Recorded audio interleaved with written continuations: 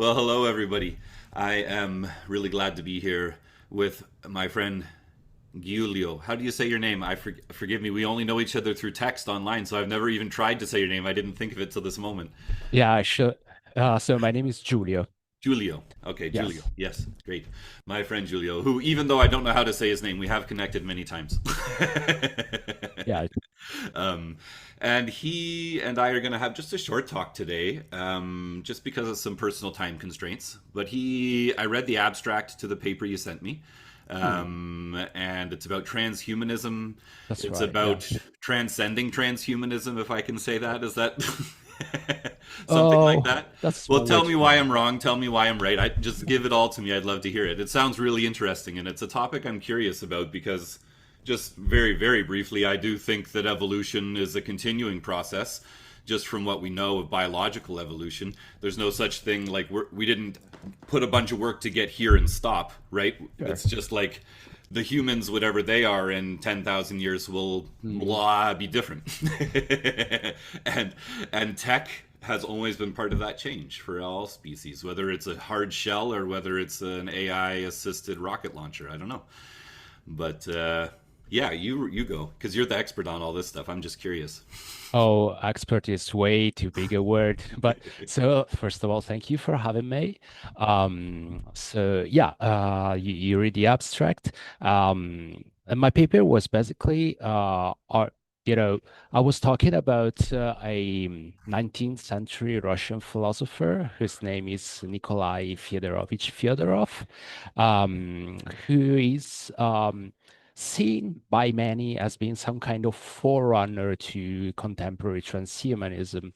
And my argument was basically that he is not to be, that he's a thinker in his own right, that is not to be considered just as some kind of, forefather, of modern, movements. But also, you're right. I didn't. My paper wasn't in any way a specialistic study on Fyodorov, because I just wanted to use him to compare Christianity and transhumanism, and basically, I reflected upon the fact that these two worldviews, Christianity and transhumanism, have a lot of common ground. But I also think that these similarities are, more thematic than actual. So they both envision some kind of, future age where man will transcend its current condition, but they differ, very starkly in the way that they envision these conditions, basically. You mentioned your view about evolution, and I thought that it was interesting because what you said there sort of reminded me not of Fyodorov but of another Russian philosopher who's way more famous than Fyodorov, and that would be Vladimir Soloviev. Is uh, gets quoted way more often than Fyodorov, and he also has this idea that we have completed our biological evolution. The uh, the field is ready basically for our for our godmanhood, for divine humanity. For example, the example that he makes is that we no longer need to grow other eyes, but we can still have a way better vision than we have now. And it puts it not only in a, proper, biological sense, but also in a spiritual sense. So, according to him, what he's basically saying is that you don't need to grow, more eyes in order to become some kind of clairvoyant. That's that the reason why you may become a clairvoyant is obviously because you can um ascend toward God in this path of godmanhood. So yeah, that's what your point reminded me of. But basically, to go back to the focus of my paper, I mostly talked about Fyodorov because he basically had this very peculiar idea of what he called the common task. And basically, he says that we all can more or less understand that there is a discrimination when someone like a nobleman or a politician, discriminates against someone who is poor, or, the coal miners, the farm workers, and so forth. But we'll, accept a discrimination that is way more radical, and that is we basically when we envision or when we uh, f- I don't know, elaborate our ideologies or philosophies and so forth, we'll take it for granted that the dead will stay dead. So it is a discrimination that we all accept against our ancestors, against the dead people. And just as Marx and Engels will push for a philosophy that would not so much understand the world, but change it. That's also the case for Fyodorov, because he doesn't want to get to theoretically get to the ultimate basis of reality, but is more concerned with something that could change the reality that we inhabit. So that's that's in a nutshell what the common task is. And as you can imagine, is this outlook is decidedly collectivistic, and so that means that for this task to be truly common, we all have to participate in it. So everyone is called to do their part. Um, and yeah, so I that's pretty much the view that Fyodorov lays out, and then there are the criticisms, but you know one thing at a time. Yeah. Yeah, I mean, excuse me. I come into Christianity, as I've said in a number of other videos, sort of as a bit of an outsider coming in. I'm not an outsider anymore, but I grew up Quaker, which isn't outside of the Christian tradition, but Quakers within Canada especially are like super liberal, and I grew up Quaker slash Wiccan slash neo pagan, Oh, and my other Quaker friends were also Buddhists and stuff. So it was just a whole different kind of world there. And when I discovered Orthodox theology, which I discovered through heretics, primarily through John Scotus Eriugena, who I think could have some really cool okay. things to say to a transhumanist question, uh, then I found myself in very Orthodox circles, just because those are the people talking about Neoplatonic Christian metaphysics, and lots of them are lovely and it's wonderful. But there's a real sort of pushback in that world, which makes sense in anything that's orthodox or fundamental, or any kind of worldview that has that we maintain the past perspective. That there will be a fear of like a future that doesn't maintain the past, that there's going to be a sort of natural resistance to changing what has always been. Um, and on the one hand, there's an important place for that, I think, in society. But on the other hand, I think there's also an important place for the group that challenges that and pushes beyond it. And that there's a sort of, I wouldn't want to see them in conflict. I'd want to see them in a healthy dynamic tension where we're retaining the past and our connection to what's worked and has proven itself without losing our vision of the future. But for me, the whole idea of technology, and I guess I would love for you to explain to me, if you could, what you think the sort of average Orthodox Christian resistance to transhumanism is, and as part of that, what transhumanism is, because I don't feel like I fully understand. Like I can piece together the words it's made of and get a sense of where you're going with it, but I've never read any of the literature or anything like that. And so, what is it, and why does it scare some people, and why do you think it's worth talking about? Yeah, so I think that as far as the Christian and Orthodox opposition to transhumanism, I think that is justified. I think that their two views can be taken to be rivals in some sense. So just as the transhumanists are, on the whole, they're generally hostile to Christianity.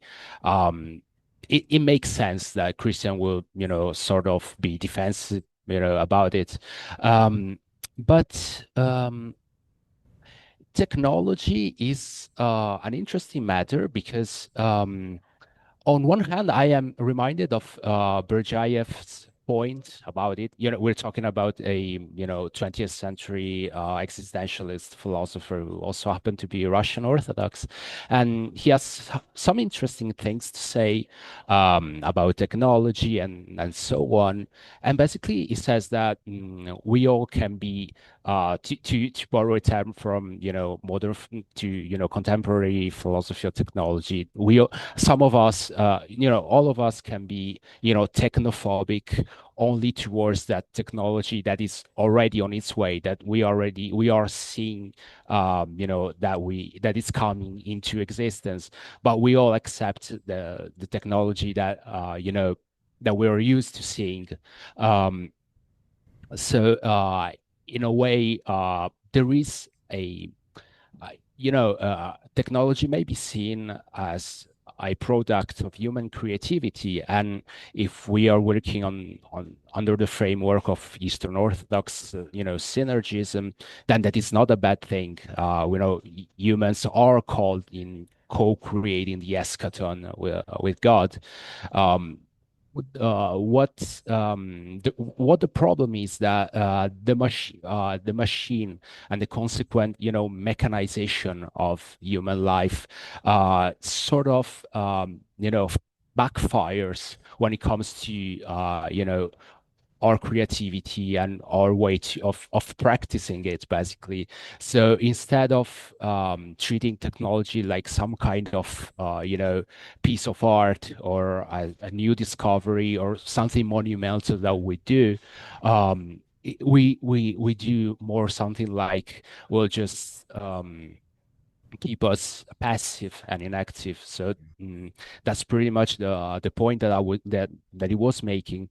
Mhm. So somewhat like Fyodorov, to go back to the discussion that we were having earlier, we'll definitely see technology as the product of human creativity, or the strongest means that we have to raise the dead, to humanize everything in existence. And by everything, I mean literally everything. It says things like, we need to turn planet Earth to some kind of space, vehicle, and then we need to use it to, find the particles of our dead ancestors that we may then bring back to life and things like that. So I mean, it's interesting, but it's definitely in some way a usage of technology that will, you know, mm, you know,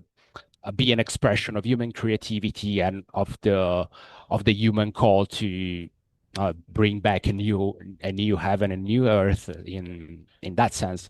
But still, what we see and what we also see in transhumanism is that technology is not used as some kind of um, instance of human creativity at all. It is rather seen as a way of transcending man. So, for example, those transhumanists like Nick Bostrom, they will often talk of, the post-human condition, and they mm, what they mean is that they're basically bringing about some kind of hybrid or a demigod that will, transcend human, but it will also not be human, basically. So that's where I think that Christianity, has to part ways with transhumanism, in a nutshell. Yeah. Yeah, that was super helpful. Thank you. Because I agree very much. I mean, as much as I am not a Luddite, like I do all my ministry online, I wouldn't know Mhm. you, you wouldn't know me. I'm in the middle of setting up a new social media platform that's going to Mhm. try and connect all kinds of like minded people, and it's beautiful. And we've seen all kinds of spiritual transformations happen on Zoom in our communities.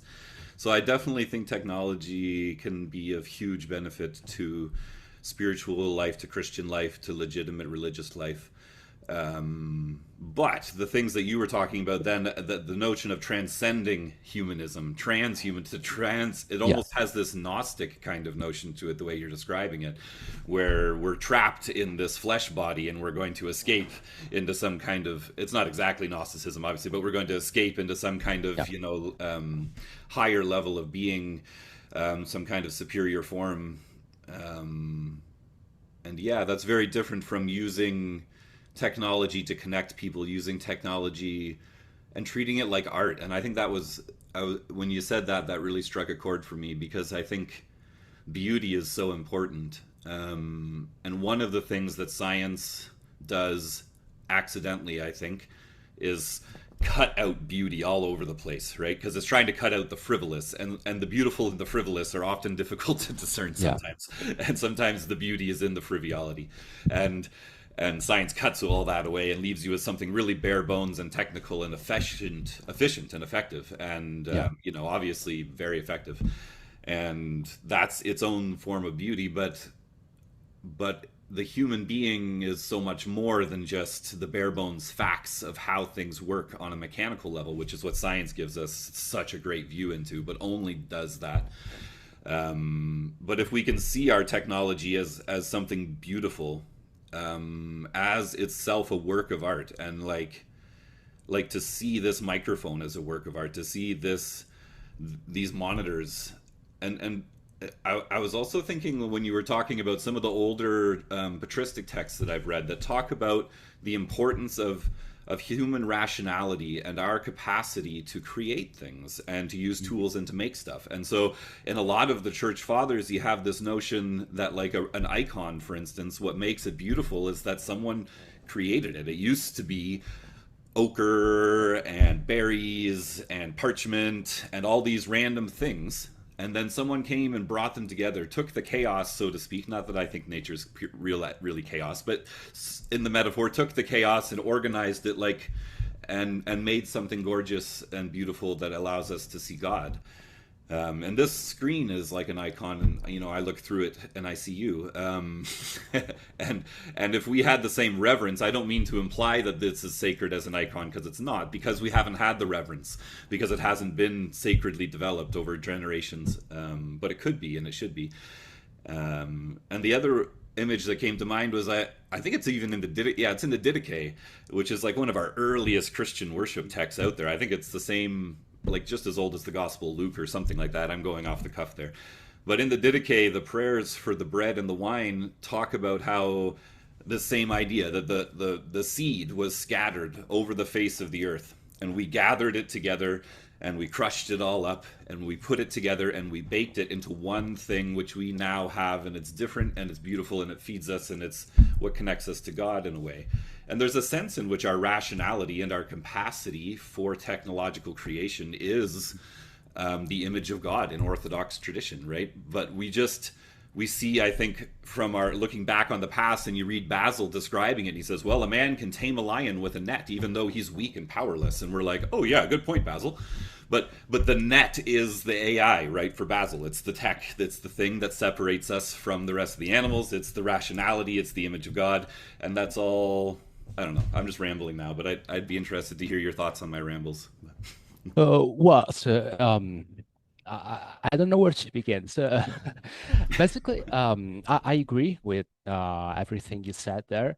The point that you made about rationality is interesting because yeah, you see that in Orthodox theology, there's always this, ambivalent approach towards rationality. Because on one hand, you have all the things that you described. You have, a very high view of human rationality in the way that we can use to obtain some kind of apatheia and to not be slaves of our passions, basically. So that's a very important point that that they make, that the Orthodox fathers make about rationality.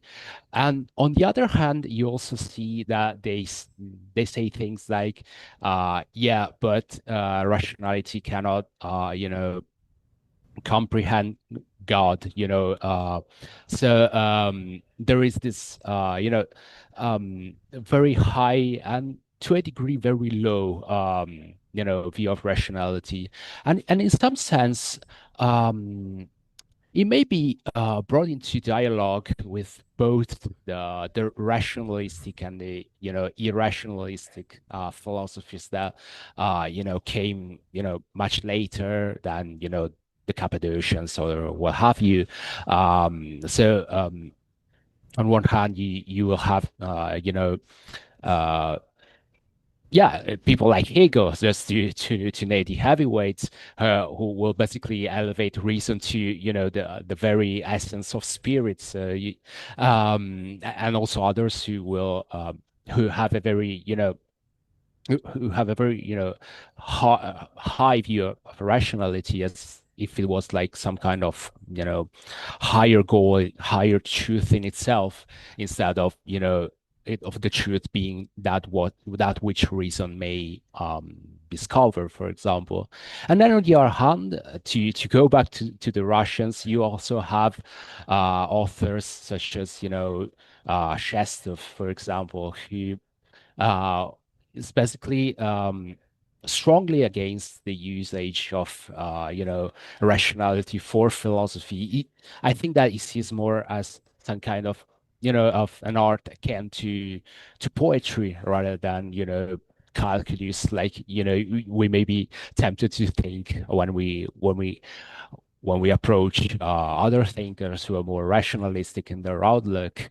Um, so an interesting, view may be that of the antinomical, approach to these things. So instead of just saying that reason is some kind of goal in itself, or that it is bad that knowledge is itself a product of the fall, then you may sort of held these two views in tension in some sense. So on one hand, reason is just as good as someone like Hegel or Spinoza will say, and on the other hand, it is just as insufficient as someone like Shestov would say, or people like Pseudo Dionysius when they talk about knowledge of God and things like that. So in a Yeah, way, I think I'm really glad you brought up Dionysius because he's one of my favorites. So that's something I've oh read. yeah. I've never read Hegel, so I can't comment. But I love Dionysius, and one of the things that was popping into my mind as you were talking is I think there's a common misconception in modern language, the way we use English and perhaps other modern Western languages, um, to talk about rationality as if it were opposed to poetry, right? And so you had this kind of like, Yeah. there's the rational math philosophers, and then there's the like non-rational poetry philosophers. But in the ancient view, the rational mind is required for both poetry and math, and both poetry and math are products of rationality. And I would encourage maybe people to not make that distinction, because I think that maybe that's the same distinction that's telling us we can't be spiritual and tech at the same time, right? We have this kind of what I think is a false dichotomy, because rationality transcends just the reasoning mind. Animals have the reasoning mind. My dog can look out the window. She can say, "Oh, the car is coming. Yeah, that's my owner's car. I'm going to run to the door and wait for him." She has the capacity for reason. She can put together things. It's low. It's not like us, but it's there. Yeah. But the question of rationality, whether or not she could do poetry or whether or not she could do abstract philosophy of the analytic or the more artsy types, I think she probably couldn't. Not that I don't love her and not that she isn't spiritual. But that to me is the rational mind, and that creates poetry, and it creates, well, it doesn't create math, it discovers math, and it probably discovers poetry. If I'm being a poet and being honest, you don't create poetry either.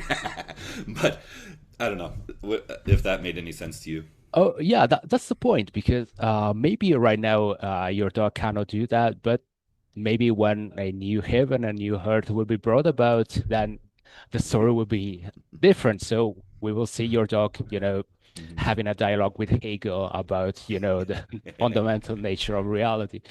Who am I Uh, to she would say whoop his otherwise? butt. Yeah, she'd whoop Oh his yeah. butt. Yeah, yeah. She'd have him down in an arm bar or something. Yes. Yeah. I do Um, unfortunately have to get going soon, not right this moment, but I'd okay. like to give you an opportunity to say anything important, also to promote anything that you're doing if you have a book or anything like that. I don't know, or if you don't have to, but yeah, just to share any last words, any final remarks, that kind of stuff before we do wrap up.